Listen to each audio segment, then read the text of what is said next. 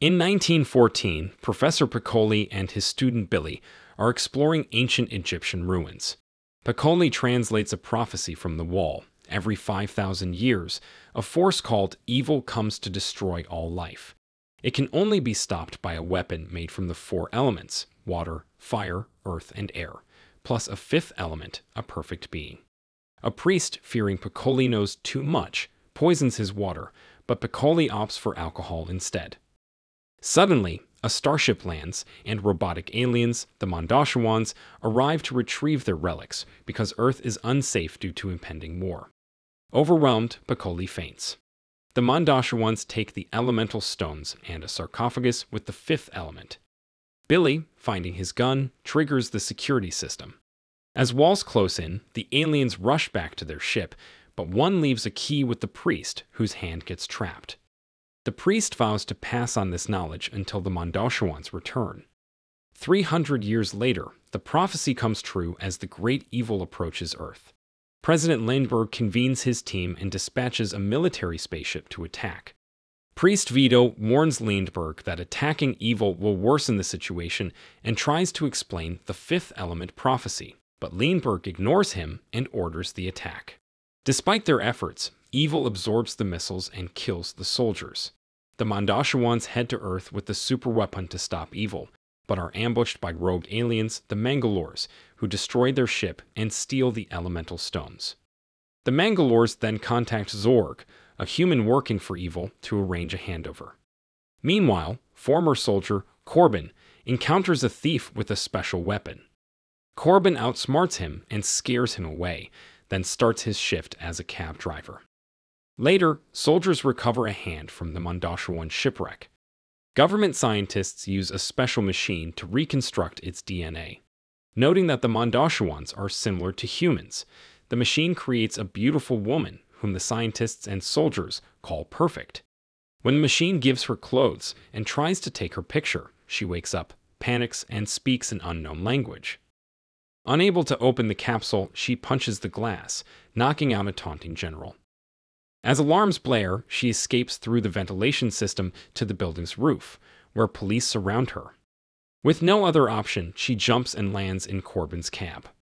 Attracted to her, Korben tries to communicate but can't understand her. When the police surround his car, she reads a sign saying, "Please help."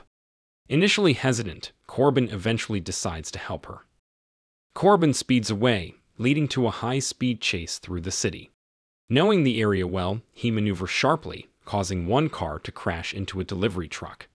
When the other police cars fire at him, he escapes into a foggy area, disappearing from their radar.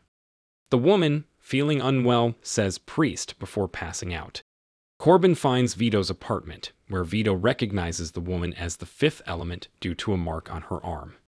Vito and his assistant David fetch ceremonial robes, while Korben gently tries to wake the woman with a kiss. She awakens, takes Korben's weapon, and holds him at gunpoint. Korben apologizes and introduces himself, learning her long name, which they shorten to Leeloo. Vito and David return, give Leeloo the tomb key, and kick Korben out. For the next few hours, Leeloo eats a lot and uses Vito's computer to catch up on 5,000 years of history, learn the local language, and pick up some martial arts moves. Vito, who understands Leeloo's language, learns that she knows where the elemental stones are. Meanwhile, the Mangalores meet with Zorg. A human with them reveals himself as their leader, Aknot, who had been disguised among the president's soldiers. Aknot hands over the box to Zorg and asks for payment. Zorg offers them advanced weapons, demonstrating their capabilities. The Mangalores take the weapons, and Zorg opens the box, finding it empty. Furious, Zorg tries to cancel the deal, but Aknot points out that they delivered the requested box, and its contents were not their concern. Zorg pretends to drop the matter and leaves, knowing the Mangalores will press an extra button on the weapons, which triggers explosives, killing them. Back with Vito, he learns from Leeloo that the Mondashawans entrusted the stones to someone she needs to contact. Leeloo shows them a map on the computer, revealing that this person is a famous singer performing at Flost in Paradise, a luxury resort liner. Suddenly, Zorg's henchmen knock on the door and drag Vito to see Zorg. Zorg demands to know where the stones are, but Vito refuses. Zorg argues that destruction and chaos drive progress. While demonstrating his gadgets, Zorg accidentally chokes on a cherry and his gadgets prove useless. Vito points out that power is meaningless if something small can kill him and helps dislodge the cherry. Grateful, Zorg lets Vito go. One of Zorg's henchmen uses a bug to spy on a presidential meeting and learns that the singer has the stones. Lindberg orders his men to hire the best agent, who is Korben. Before Zorg can learn more, Lindberg discovers the bug and destroys it. Meanwhile, Korben is having dinner from a flying vendor when he receives a message saying he's been fired. Then his mother calls, asking why he didn't tell her he won the Gemini contest. Korben is confused since he didn't enter any contest. Another message arrives with the prize, 2 tickets to Floston Paradise. His confusion clears when 3 soldiers visit and explain the government rigged the contest so he could travel undercover to retrieve the stones. Feeling manipulated, Korben tries to refuse, but Vito and Leeloo arrive. Panicking, Korben hides the soldiers in his refrigerator. Vito then pulls a gun on Korben, insisting they need the tickets to retrieve the stones. Suddenly, the apartment alarm signals a police check. Korben hides Leeloo in his sink and Vito in the self-making bed, then stands against the wall for the police. Pretending not to be Korben, the police check another apartment where a neighbor insults them, leading them to mistakenly arrest him as Korben. As they take the neighbor out in a body bag, the Mangalores ambush and kill the cops to steal the bag. Aknot, who survived Zorg's bomb, wants revenge and plans to steal the stones first. Once the coast is clear, Korben lets Leeloo and Vito out, but Vito knocks him out and steals the tickets. When Korben wakes, Vito and Leeloo are gone, so he retrieves the mission letter from the frozen soldiers, agreeing to cooperate. At the airport, David uses fake passports, posing as Korben and Leeloo as his wife. Just before check-in, Korben arrives and pretends David is his assistant to avoid suspicion. Korben and Leeloo board the spacecraft while David runs back to Vito, who tells him to prepare the temple and chases after Leeloo. 2 Mangalores in human disguises try to board as Korben and Leeloo, but are rejected by the clerk. Zorg's henchman also tries, but the clerk knows the real Korben has already boarded and triggers security. The henchman flees and calls Zorg, who detonates the payphone, killing him. The explosion coincides with the ship's takeoff, allowing Vito to sneak aboard. Inside, Leeloo goes to their pod while Korben is taken to see Ruby, a famous host. Ruby wants the contest winner on his show and interviews Korben, who gives short answers. Irritated, Ruby scolds him, so Korben pushes Ruby against the wall, threatening him to be left alone. Afterward, Korben joins Leeloo in their pod and discovers she can speak a little English. They don't chat long as the flight attendants put them to sleep for the trip. Meanwhile, Zorg receives a call from Evil, demanding the stones soon or face consequences. Evil's voice makes Zorg's head bleed as a warning. Hours later, the spaceship arrives at planet Floston. As passengers disembark, technicians find Vito hiding in the ventilation system.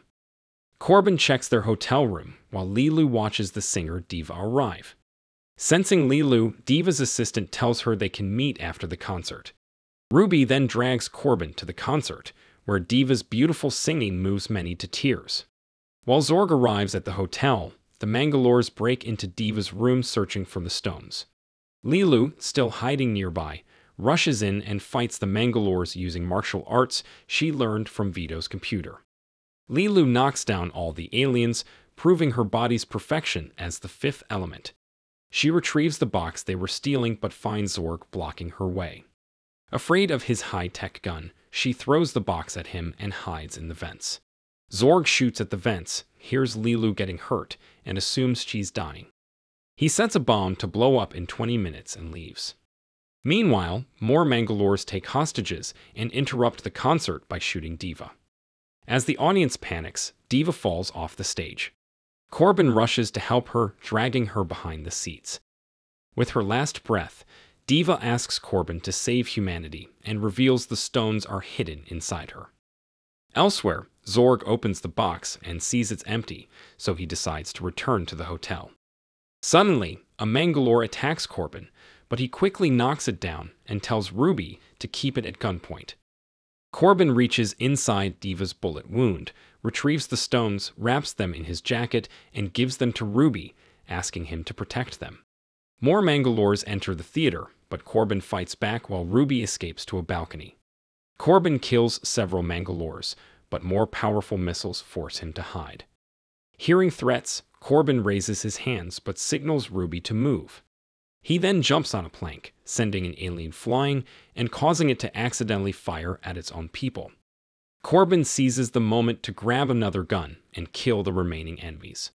More Mangalores arrive, so Korben shoots around Ruby, making him fall, and throws a grenade through the hole. Korben and Ruby hide under a table as the explosion kills all the incoming aliens. With the coast clear, Korben and Ruby rush to the control room and find more Mangalores holding people hostage, including Vito. A fight ensues and the humans are winning. Aknot asks for a human negotiator and Korben volunteers, only to shoot Aknot in the head immediately. Korben then checks the security footage, sees Leeloo's hand hanging from the vents, and rushes to save her. Vito and Ruby follow and discover a bomb, triggering alarms and guest evacuation. Korben's team heads to the docks as Zorg returns, narrowly missing each other. The team steals Zorg's ship to escape, while Zorg deactivates the bomb, only to find another explosive left by the Mangalores. Aknot's right hand detonates it, killing Zorg and blowing up the hotel. The team escapes just in time, but this is sensed by Evil, who accelerates toward Earth. Lindberg's scientists detect this, and he calls Korben, informing him they have only 2 hours to save the world.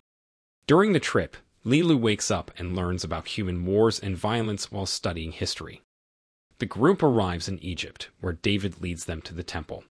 Leeloo, still injured, passes out before explaining what to do. They realize the symbols on the stones match the pillars and place each stone correctly, but nothing happens. David accidentally sighs on the air stone, activating it, showing each stone needs its element. They use sweat on the water stone, dirt on the earth stone, and a match on the fire stone. With the stones activated, Korben wakes Leeloo, who initially refuses to save humanity due to its destructiveness. Korben tells her that love is worth saving. When Leeloo says she never knew love, Korben kisses her. This awakens the fifth element, activating the ultimate weapon, which destroys evil just before it reaches Earth. Later, government scientists put Korben and Leeloo in a DNA pod to heal. Lindberg comes to thank them, but a scientist asks him to wait as the duo is getting intimate inside the pod. If you enjoyed this video, don't be shy to hit the like button, and if you disliked it, hit the dislike button twice, just to be sure. It would be best if you watched the whole movie. Thank you very much for watching. Please subscribe for more videos like this.